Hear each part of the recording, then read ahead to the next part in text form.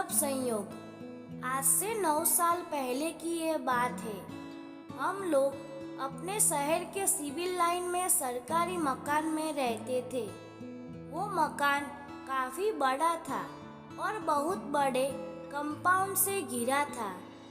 पूरी कॉलोनी में पेड़ों की संख्या मकानों से ज्यादा थी। शहर के बीचों बीच हमारी कॉलोनी छोटा मोटा जंगल लगती थी। खपरेल वाले मकान बहुत पुराने थे। अंग्रेजों के जमाने के इन मकानों में अंदर से सीलिंग लगी हुई थी। इसी वजह से गर्मियों में ये ठंडे रहते थे। हमारे मकान में पीछे की तरफ ऊंची दीवारों से घिरा हुआ बड़ा सा आंगन था।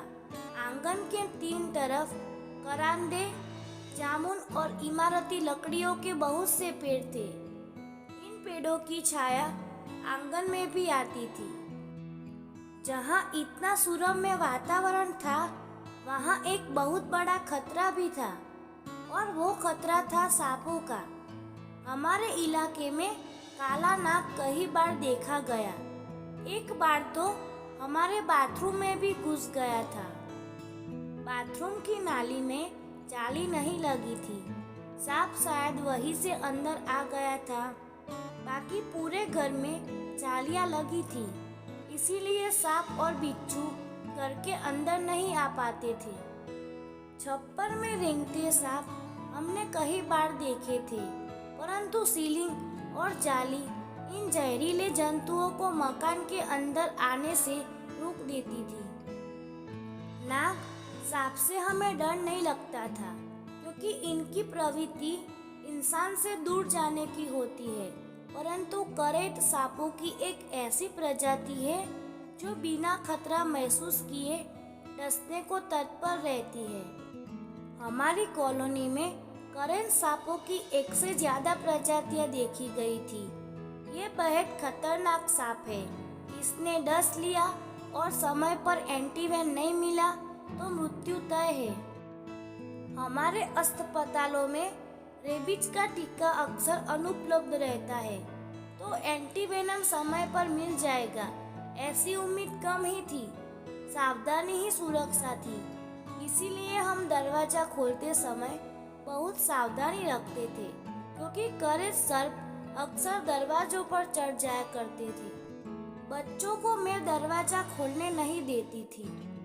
सुबह उठकर पीछे और सामने का मुख्य दरवाजा हमेशा मैं खोलती थी। बारिश के दिन थे, परंतु बारिश हो नहीं रही थी। बहुत उमस वाला वातावरण था। सुबह के 6:15 बजे मेरी नींद खुली। ऊपर वाले का स्मरण कर मैं उठ कर बैठी। मैं पीछे का दरवाजा पहले खोलती थी। दरवाजे में ऊपर नीचे सिटकिनी थी और बीच में कुंडी थी। 2 पल्ले का दरवाजा था। पुराने जमाने का दरवाजा था, जो कि बारिश में लकड़ी फूल जाने से उसका अलाइनमेंट बिगड़ गया था। इस वजह से दरवाजे के बीच में लगी कुंडी पहले खोलनी पड़ती थी, फिर ऊपर नीचे की सिटकिनी खुल पाती थी। अगर सिटकिनी पहले खोल दे तो कुंडी अटक जाती थी। उस दिन मुझे उठने में थोड़ी देर हो गई थी। घड़ी 6:15 बजा रही थी। जल्दी से प्रार्थना कर मैं पीछे का दरवाजा खोलने गई। हड़बड़ी में पहले ऊपर की सिटकिनी खोल दी, बीच वाली कुंडी अटक गई, तो ध्यान आया कि पहले कुंडी खोलना था। मैंने दरवाजे को धक्का देकर फिर से ऊपर वाली सिटकिनी लगा दी। इसके बाद कुंडी खोली। फिर नीचे की सिटकिनी खोलने के बाद ऊपर की सिटकिनी खोली। दरवाजा खुल गया। जैसे ही दरवाजा खुला, पट की आवाज के साथ चौखट के ऊपर की तरफ से कुछ ठीक मेरे सामने गिरा।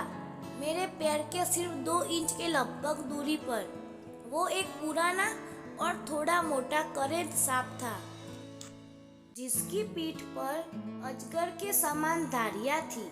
मैं सख्त सी खड़ी रह गई। न गले से आवाज निकल पा रही थी, न ही अब जगह से हिलने की सूख थी। घर में सब सोए हुए थे। सांप अधमरा सा था और वो भी निश्चल पड़ा था। पता नहीं मैं कितनी देर यूं ही सम्मोहित सी खड़ी रही। अचानक मुझे पीछे से किसी ने खींचा। मेरे पति उठ गए थे और सांप उनकी नजरों में आ गया था और सांप को मार दिया गया। उस दिन अगर मैं समय पर उठ जाती और पहले कुंडी खोल फिर सिटकिनी गिरा के दरवाजा खोलती तो हो सकता था कि वो सांप मुझ पर गिरता। मेरी गलती मेरे लिए वरदान बन गई। पहले सिटकिनी गिराकर फिर दरवाजे के पर्दों को जोर से दबाने से वो सांप दरवाजे के बीच में दब गया था। घायल हो जाने की वजह से उसने मुझ पर वार नहीं किया। शायद उसकी रीढ़ 2-3 जगह से चोटिल हो गई थी, इसी वजह से वो हिल नहीं पाया। यह ईश्वरीय इच्छा थी जो उस दिन एक साथ इतने संयोग हुए। अगर मैं समय पे उठ जाती, अगर मैं नियम से दरवाजा खोल देती, अगर सांप दरवाजे के बीच नहीं दबता, तो शायद आज आपको ये किस्सा सुनाने में रहती ही नहीं। दोस्तों, अगर आपको ये कहानी अच्छी लगी हो तो प्लीज़ मेरी वीडियो को लाइक और कमेंट कर देना। मेरे चैनल को सब्सक्राइब कर देना। Thank you.